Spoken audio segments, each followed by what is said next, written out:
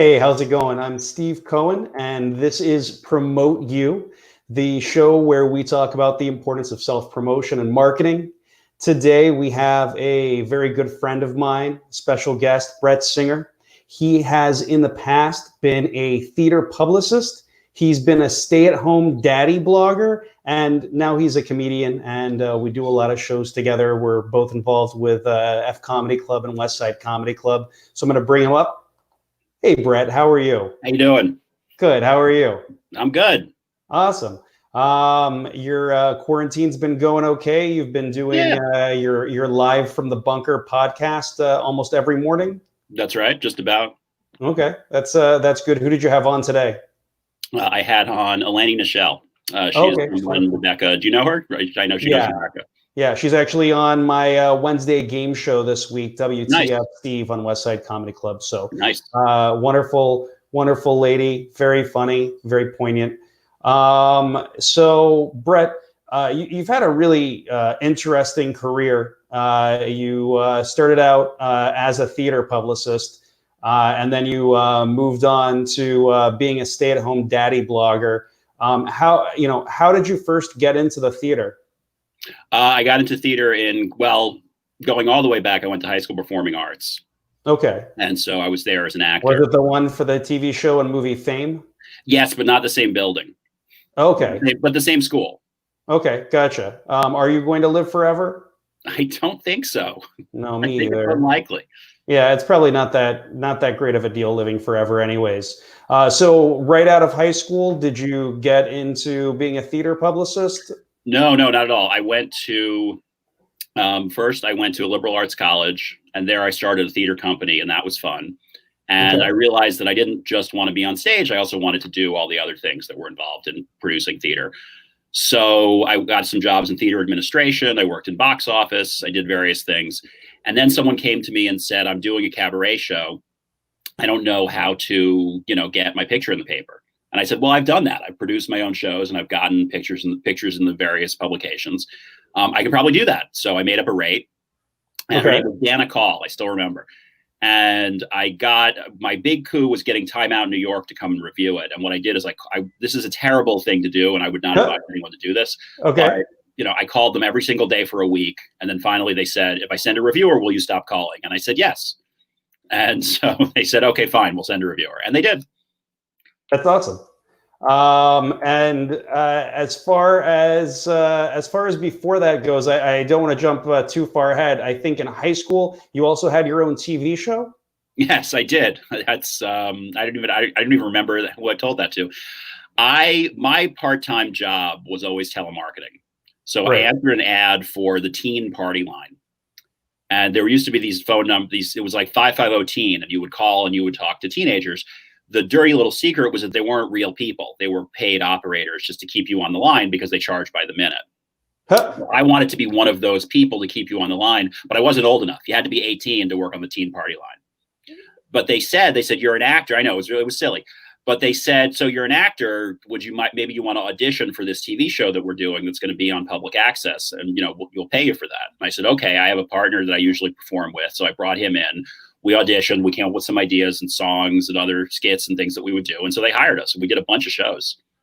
It's really funny right now, by the way. I usually feel like I'm staring at myself and I keep getting stuck staring at myself. But with this conversation, I can see our reflection in your glasses. And I can see both of us doing all the things we're doing. These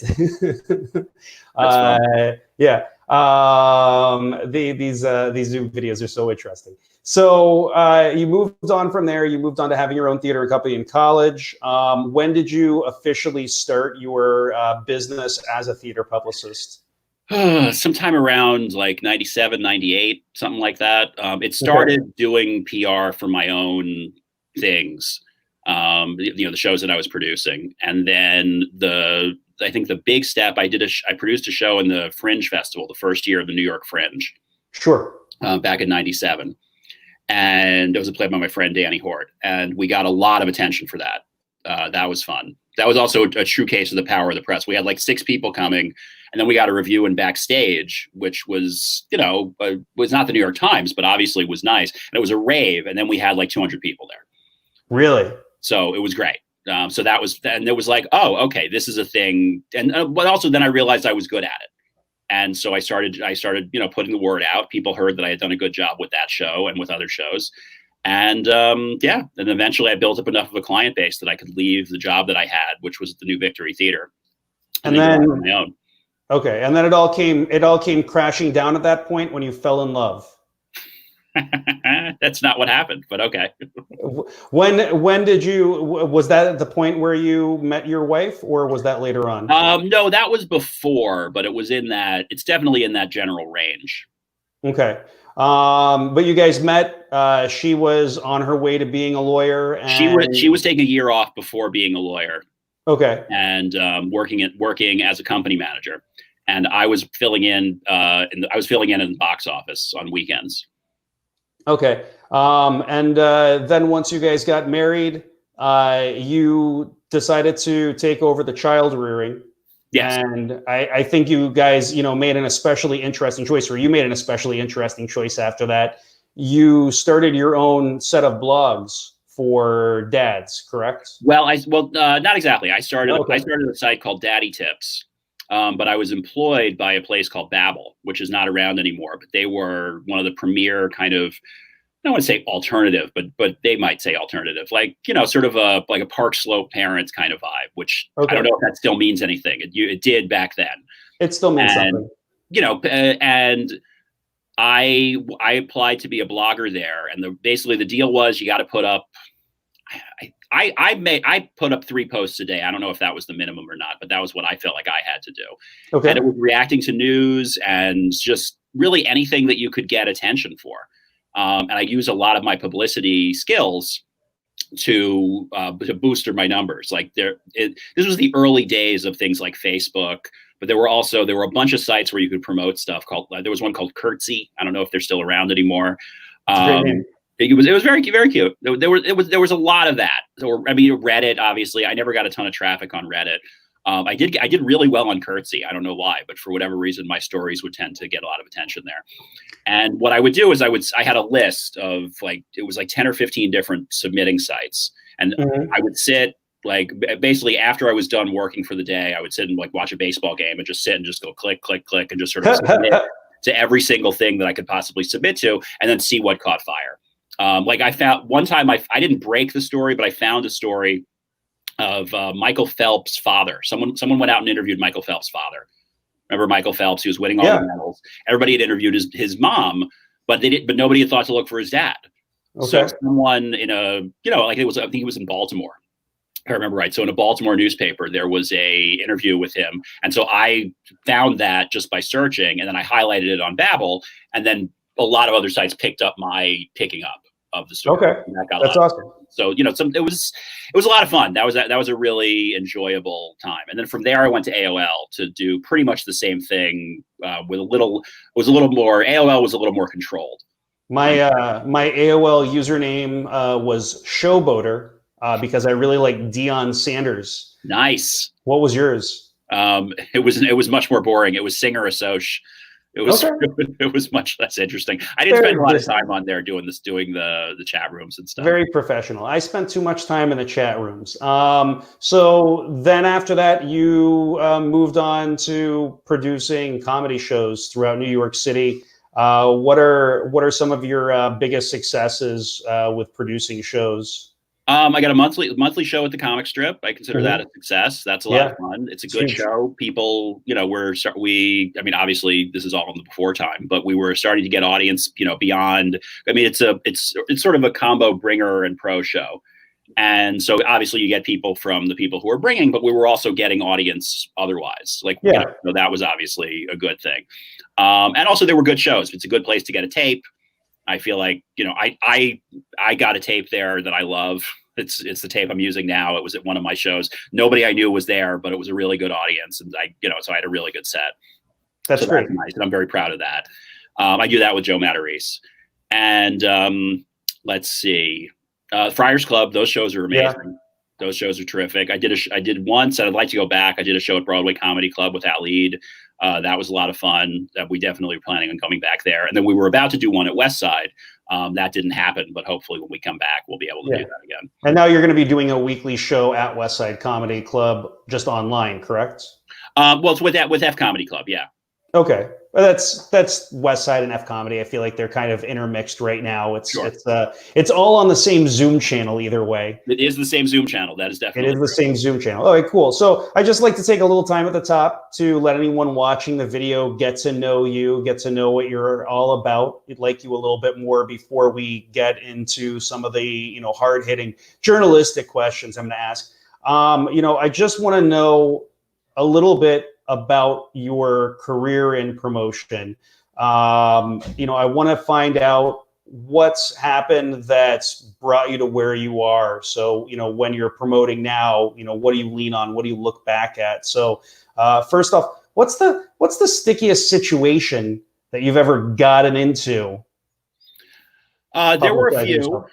There was one time when a client revealed something that they weren't supposed to reveal. And I don't really want to say exactly what it is because it's, it's not that it's such a big secret because it wound up in the New York Times, but it was a good lesson in sort of. Can I have a little? Basically someone had an interaction with the estate of a famous playwright. And instead of, they were being interviewed about a topic, they were being interviewed about the show that they were producing. Right. Okay. And instead of just keeping the conversation to that, they said, oh, well, I had this interaction with the so-and-so estate. And the guy was like, well, that's really interesting. Why don't you tell me about that instead? And so he calls me right after the interview and he says, Brett, I don't know what happened. He just kept asking me about this other thing. I said, well, how did he even know about that? He said, well, I told him. Well, why did you do that? Was really what it came down to. Like, I don't understand. Why would you bring that up? That's not something, if you don't want to talk about it, like I didn't tell him, I'm pretty sure I didn't even know what the thing was. So, if you're ever doing a media interview, and you don't want something to come out in the article, just don't mention it. Like if they're not they can't run with it unless you give it to them, I guess is the advice there. That's fair enough. What would you say? Well, you said you had a few other stories. Is there anything else you want to tell us about awkward situations? And there was always times. I don't know if this is the best use. This isn't necessarily a promotional thing. I was once fired more than once I was fired because reviews were bad. So that's always awkward. And it's like, I didn't write the review. I got in there and that was my job. I'm sorry I didn't like it. I didn't produce the show. I didn't direct the show. I was just the guy, getting the press there. Yeah.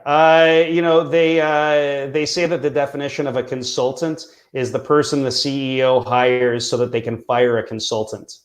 Nice. I like that. So it's a thing. It's not your fault. What would you say your biggest success as a publicist was? I was lucky enough that I had a lot of really good clients and I was able to get them some really good stuff. But one of the biggest certainly was the time I got Guerrilla Rep in a huge, 2 or 3 page article. Are they the New York Times? The Free Shakespeare company? Free Shakespeare company, Guerrilla Rep. Okay, great. And they had been around for a while and they were doing well. But I pitched the story to, and it's funny, he's actually kind of famous right now because he's always there at the Cuomo briefings, Jesse McKinley. Okay. He's the one, when Cuomo's always like, Jesse, what do you that whole thing. So Jesse used to be a theater reporter. And I pitched Jesse, I said, how about you be in a Guerrilla Rep show for a night? And then you write about that. Okay. And he said, okay. And so that worked out like gangbusters. So it was about free Shakespeare in general with the focus on Guerrilla Rep. And what I remember vividly was a color photograph of all the actors sort of jumping out, sort of leaping out of the page. And this was the early days of the New York Times going to color printing. So it was really striking and it was right above the fold. And it was amazing. It was a huge story. And what it led to was a lot of people coming to their shows.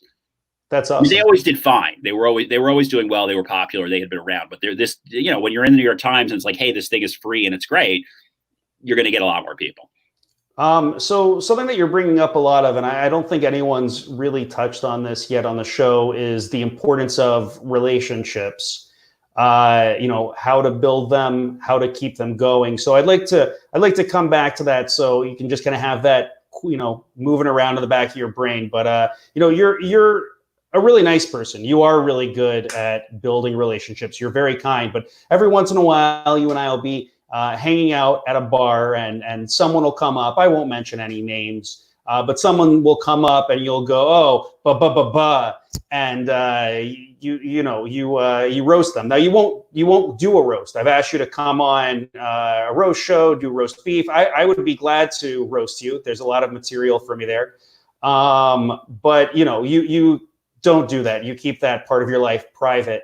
Have you ever gotten in trouble from your secret ability to make fun of people? I don't get in trouble. I mean, it once got me something. It got me a color photo in Newsday for it was another Gorilla Rep show.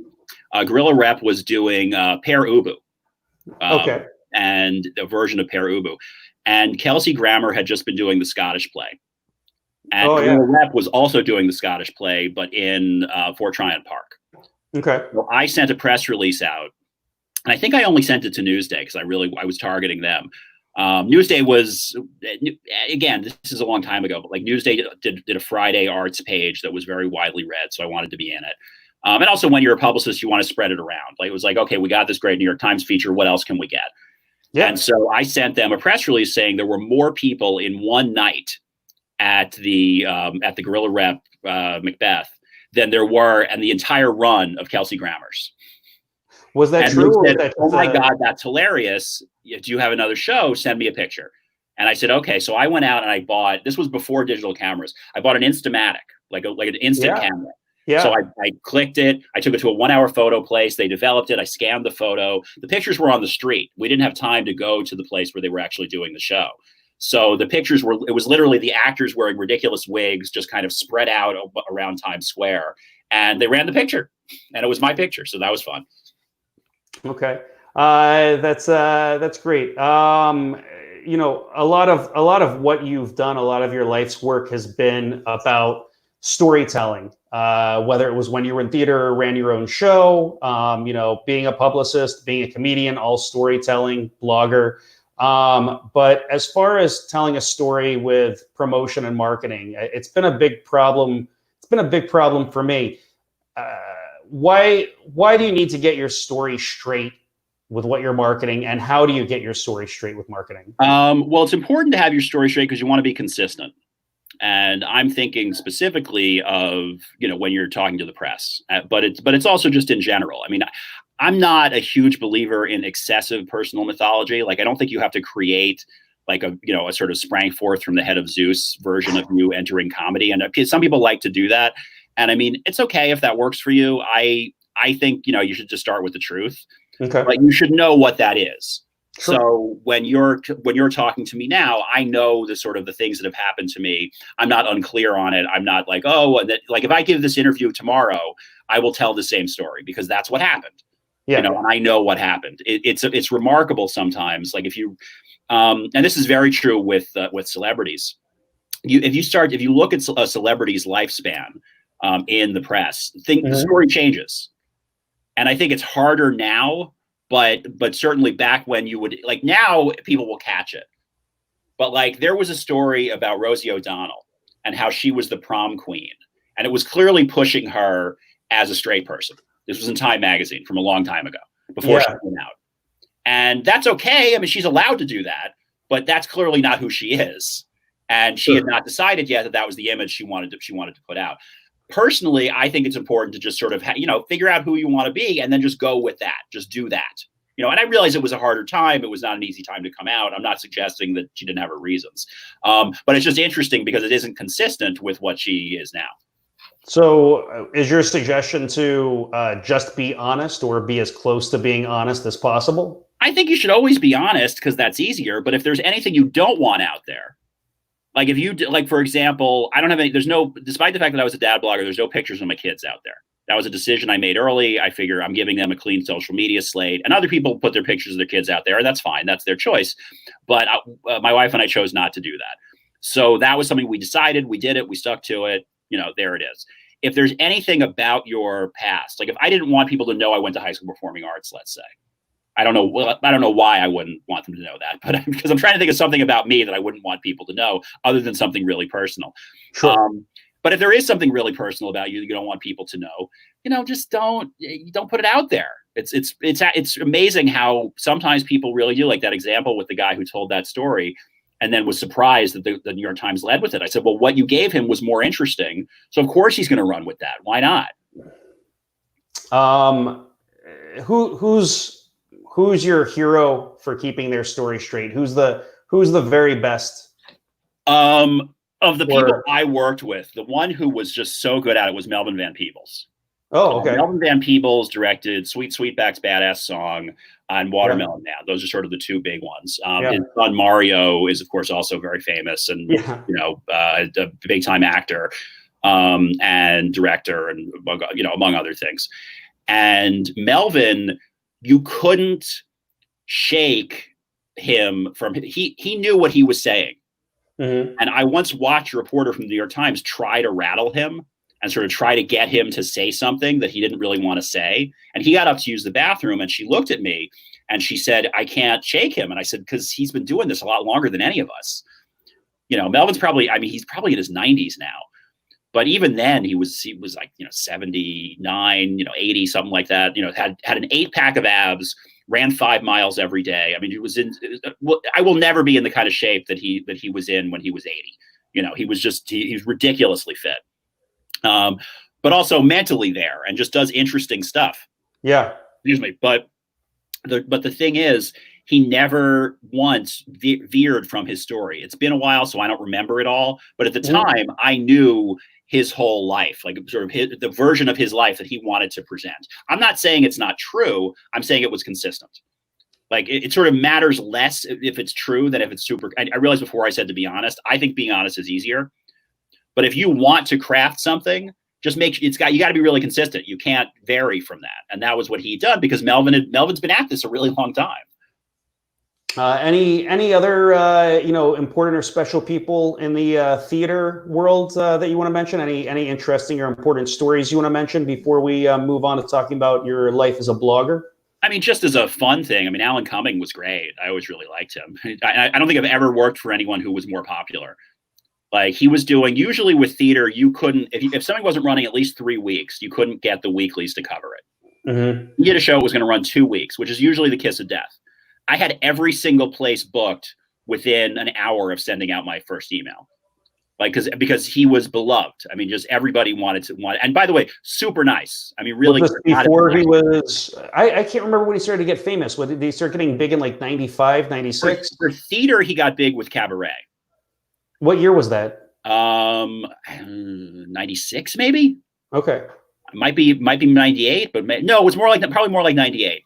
Okay. 98. So that was the big breakthrough.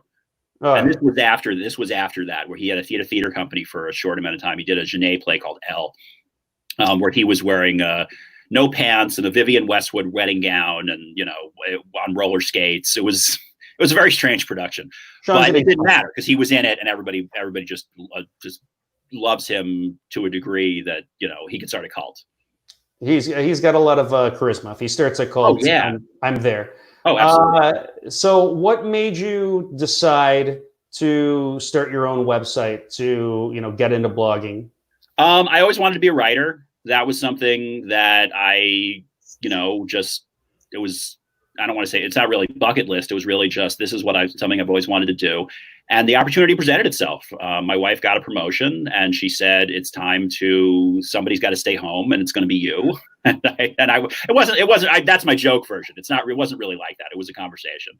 And I could have kept going with publicity. At that point, everything was starting to be virtual.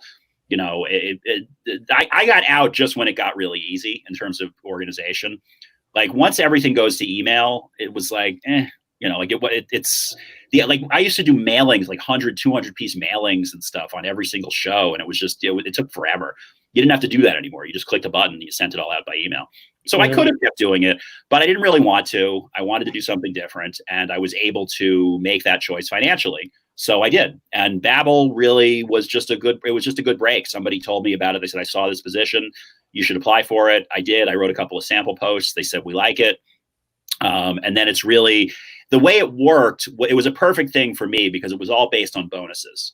So like if you wanted to work a lot, you could, or you could get $10 a post and, post very infrequently. That doesn't interest me. I didn't want to I didn't want, $10 here and there. I wanted as much as I could possibly get. So if you could get, I think the bonuses were very generous. It was like you got 500 views, 1,000 views, 2,500 views, et cetera, et cetera. And then you scaled up from there. Okay. And yeah, I mean, I don't know. I did well there. I was able to transfer some of my publicist skills, like I said, to that. So that was really good. What publicist skills did you move over in that? Just being persistent. And I mean, the nice thing was compared to publicity where we have to be sort of naggy to people. Like you have to nudge people when you're a publicist. It's one of the sort of, I don't want to say dirty little secrets, but it's when you're doing something that everybody isn't super excited about, like theater, Yeah. Like I was doing mostly off Broadway theater, some off Broadway, like the Alan Cumming thing was off Broadway. But in general, it was off Broadway, and that was a tough sell.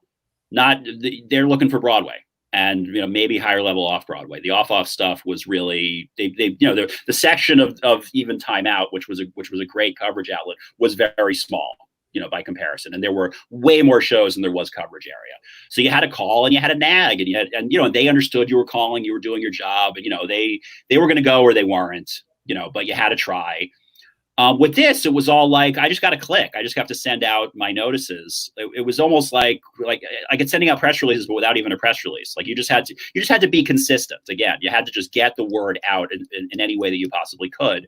Mm-hmm. And you had to send it to all of them because you never knew when something would blow up on something like Curtsy. Like that Michael Phelps story. I got a huge bonus for that because I submitted it to Curtsy. If I hadn't, it might not have blown up. Was there any relationship building that you had to do over on this side? I mean, yeah, I guess there was some brand building in the sense that like when you're submitting, you want to be submitting the same stuff. Like you don't want to be, doing this and then suddenly you're writing about sports. Like that probably wouldn't work. And Curtsy was more women oriented, and therefore, which parenting tends to be women oriented in terms of the blog space. Did you find that people women liked your outside view as a man talking about parenting? Was that useful for you? It was, yeah. I was certainly not the only one, but there weren't so many of us. It was very female dominated, which was fine. Theater was female dominated. I tend to find the fields that are more female dominated, whether that's on purpose or not. That just seems to happen. Women are a lot better than men. Yeah, I agree. I'm in fields generally with a lot more women. Stand-up comedy is really the first time I've been in a field where it's mostly men. So as far as that niche, and as far as kind of staying in your lane and writing stuff about parenting, did you find any sort of subsections of what to write about in parenting that really worked effectively? And how did you go about figuring that out, if so? Subsections. I always tried to write about comic books because I loved them, but no one ever cared. So I sort of backed away from that. Like I used to do here's the comics coming out this week, because I was always looking at the comics coming out this week, but no one ever cared. One of the things I found that I enjoyed that I'm now doing more regularly, but almost every day, was the blog talk radio show that I do. That started with Babbel. Mm-hmm. So the first thing I did was just interview Babbel writers. And so that was really fun. Okay. But in the actual Babbel writing, was there anything that specifically worked better than others that got more views? It's funny. Sometimes the thing, like I once found somebody did, I'm trying to remember the post that I did that did particularly well. There was one that was high heels for toddlers. And it was just a silly, ridiculous thing that was just made for outrage. And I think I wrote 2 sentences. Okay. I think I wrote like high heels for toddlers, that's ridiculous, or something. Like there was not a lot of wordsmithing going on. Blew up, huge, like 10,000 hits. It was just, massive. Yeah, people really seem to like simplicity. I've been noticing with Twitter, the shorter I can make the tweet, the better. On stage, I might say something kind of quirky to work my way into a joke. But I cut out that quirkiness for the Twitter jokes, and I just get to the meat of whatever is funny there. I don't need the whipped cream on those Twitter jokes. have you found that with your career in theater as a publicist, with your time as a parenting writer, with your time as a stand-up comic, that there are times where you just have to be really efficient with your use of language? Oh, absolutely. Well, I mean, comedy, certainly. I mean, that we talk about that all the time. I mean, word economy is huge. And I would say as a publicist, you used to have to get your press releases onto one page. I've noticed that's no longer a thing because there's no more pages. You can do whatever you want, but no one was reading a 2-page press release about an off-Broadway show. Sure. So I spent a lot of time cutting and also going back and forth with clients who might, I want this person's name or I want this credit. And it's like, I don't have room. We have to say what the show's about. That's the primary thing. And then we have to say what it's about. Like I had a very specific template. I'm now picturing it. It's been a while, but you had to have the show information had to be at the bottom and it had to be incredibly clear, because no one wants to guess and no one wants to read it more than once. They're going to look at it and you have to grab them very quickly. So if there's something quick, a headline is really good, but and also they got used to, again, it's consistency. They got used to my style of press release. Simple things. I take this was something I got from a person that I shared an office with for a long time. He was kind of a mentor to me, David Gersten, and he's still a press agent. And he always said, for immediate release, please. Like when you do a press release, it is technically a release to the press. You're releasing information. So most people say for immediate release. He said, please. And so I grabbed that because I thought that was really nice. I found that one little word just makes it a little bit nicer. So that's a case where you're adding a word, but I think it's a useful word to add. Yeah, it's a powerful word apparently, and using powerful words is powerful. There's a funny thing. I'm staying with my family, obviously, and there's this funny joke inside of my family that my dad only reads the first 2 or 3 lines of an email before he closes the email and moves on. And there have been several situations where my sister said, "Oh, well, I sent you this, Dad. Don't you remember it?" And he goes, "No." And I've turned to Brielle, this is the 18-year-old sister, and I said, "Brielle, did you put that information in the first 2 or 3 lines?" And she goes, "Oh, no, I think that was like in the 3rd paragraph." And I said, "Well, you need to send Dad separate emails for all these things." And it was true. He had read the first 2 or 3 lines. He remembered the first 2 or 3 lines of the email, but she buried the lead. She, you can't bury the lead. And she did that. And so it didn't work out for her, but she's very bright and only 18 years old. So she's got plenty of time to figure out how to get messages through to my dad. You moved into stand-up comedy how many years ago? 2. Okay, 2 years ago. And how long have you been producing shows? 1.5. I mean, it was pretty, maybe more like a year.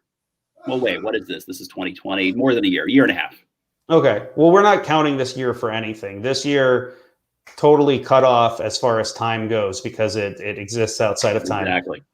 There's just so much going on right now. As far as stand-up comedy goes, and more specifically towards producing, but overall just, trying to promote yourself, how has this been different from being a theater publicist, from being a writer? How is producing comedy shows different from that? Yeah, how is the promotion different? How is the marketing different? As a publicist, I didn't have to worry about audience. I mean, I did have to worry about them in that I wanted my clients to be successful, but it wasn't my job. Sure. My job was not to get audience there. Now it is.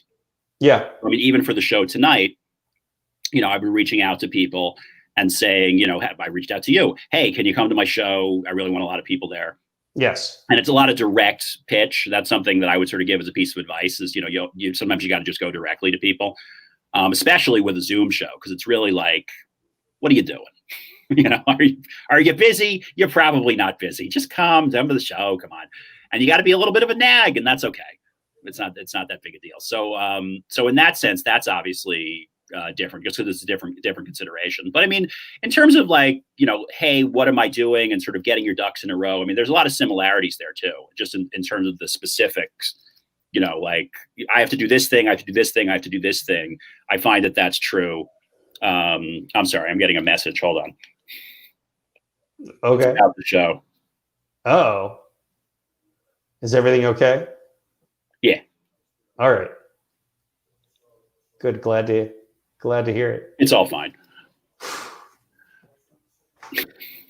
I'm very busy. What can I tell you? I was worried about your virtual show. It's a very. I'm virtually rained out. What if it was getting? What if it was? I'm virtually worried. I'm going to answer one. I'm going to answer one more text. Okay. All right. Thank you. Sure. So yeah, you've done all these things now, and you mentioned something I think really important earlier, which is relationships and relationship building, which we really haven't talked about on the show. How do you know when you've built a meaningful relationship? What is it that tells you, oh, this person is a person I'm going to be able to work with, I'm going to be able to communicate and get stuff out of? How do you know when you built a meaningful relationship? And this is just in general, not specific to... No, to situations where you're going to be able to use that for business, for working. How do you know when you've created a good work relationship? I would say, I mean, that's a really hard question because it develops over time, and some of them happen quickly. Sure. You know, you and I clicked very quickly, I think. Yeah, I'd seen your... We was like, okay, this is like, I was like, oh, okay, this is someone that I can be friends with. This is someone I can count on. This is someone who's reliable. And I can't point to a specific thing that you did. Like, I can't see, there you go. That must be it. It must be that fabulous head of hair. That's what it is. I'm just a sucker for a good head of hair. I don't know. I feel like, I mean, it's interesting when you're talking about PR. I mean, those relationships, are good when people are sent, when they're taking your phone calls. Okay. And that's working. But I mean, that's a very specific thing. That's not, the same. Although I guess it can be true if they're answering your texts. But I mean, there are a couple of people that I have business relationships with that aren't really good about communicating, and I don't fault them for that. I just that it is what it is, and I'll just deal with it. Okay, but would you say those are outliers? In general, yeah, most people are pretty good. The one thing that I find problematic is all of the different methods of communication, and sometimes you don't know which method is the right one. Sure. Like you sort of send a Facebook message and the person replies to it, and then a week later they're like, "Oh, I don't really check these that often," and it's sort of like, "Oh, okay, well, tell me that, and then I'll message you wherever you want." Like, I really prefer email. That's fine. Then I'll send you an email. That's okay. Like, I hated Facebook Messenger for a long time, but now I have it because I have to, because that's how people communicate. Okay, cool. So, we're here in modern times. Facebook Messenger is modern times. Instagram Messenger. I have so many different conversations with so many different people on so many different apps and media platforms. It can be confusing to find where the conversation was. What is important to you as someone who has to promote yourself right now? What are you learning? What are you finding out is changing about promoting yourself? What is changing? Yeah. Just in terms of modern times, as we're, moving towards more and more social media.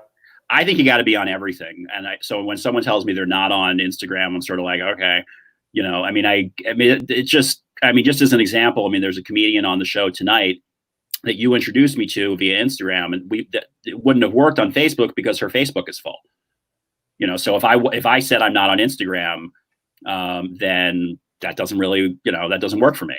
Sheba Mason, who's coming on the show next week, I'm on her second Facebook page. Right. She's coming on the show, and she's looking for me, and she goes, "Stephen, where are you?" And I said, "I'm on Sheba Mason page 2.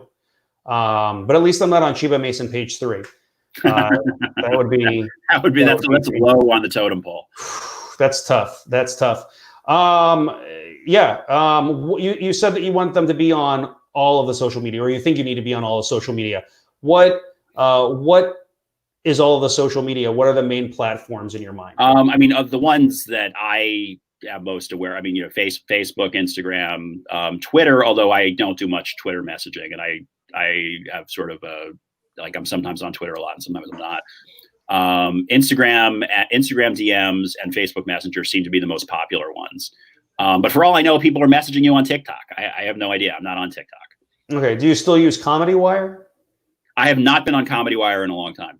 And they're a really interesting social media platform, specifically for people that want to write jokes. That was actually where I met you. Before I met you, I had seen your jokes on there. They're very funny. What are you working on right now, show-wise? I know you've got your weekly Monday show. At the weekly Monday show, which I've got to get to in a couple minutes. Yep, I'm going to let you go right after you talk about how important you can go to that. That's transition, baby. That's a transition. That's every Monday, so that's fun. I'm doing Brett from the Bunker. It's not going to be every day. It's going to be like every other day. And because I want to get back to the podcast, Comics Who Love Comic Books. Okay. Which has been sort of on pause, but now I figured out that I can do that on Zoom. So I'm going to start having people over on Zoom. That's wonderful. And you're also doing open mics. If there's any comedians that want to come to a great open mic, Tuesday, Thursday, 5:00. Hit me up. Brett's a sweetheart. He makes the open mic feel real nice. Brett, I posted in the conversation your multimedia Instagram handle. Your Twitter handle, is it Brett Singer Comedian? Just Brett Singer. Okay, just Brett Singer, not the porn star. There's a very funny joke involved. I'm not just being weird to Brett right now. There's a very funny joke in that. Brett, thank you so much for joining me today. I appreciate it. I look forward to seeing your show in about 15 minutes. Thank you for having me, Steve. This was a lot of fun. Thanks for coming on. You're a lot of fun. I'll see you soon, buddy. All right. Talk to you soon. Okay, bye. Bye.